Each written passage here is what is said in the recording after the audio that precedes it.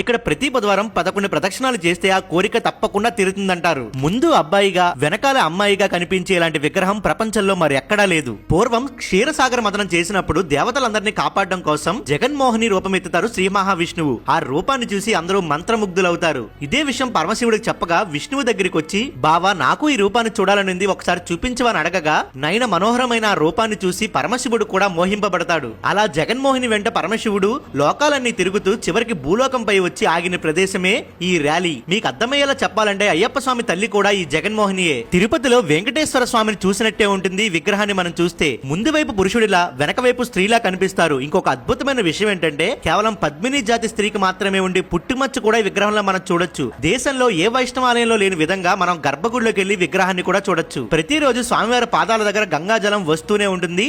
ఇదే ఆలయం ఎదురుగా శివాలయం కూడా ఉంటుంది. ఈ విగ్రహం అంత అందమైనది నా జీవితంలో ఇంత దగ్గరగా ఎప్పుడూ చూడలేదు. రావులపాలెంకి 6 కిలోమీటర్ల దూరంలో, రాజమండ్రికి 35 కిలోమీటర్ల దూరంలో ఉంటుంది ఈ ఆలయం. మీకు తెలిసిన ప్రతి ఒక్కరికి వీడియో తప్పకుండా షేర్ చేయండి. అండ్ ఇలాంటి కంటెంట్ కోసం మన పేజ్ ని ఫాలో అవ్వండి. శ్రీ విష్ణు రూపాయ నమః శివాయ.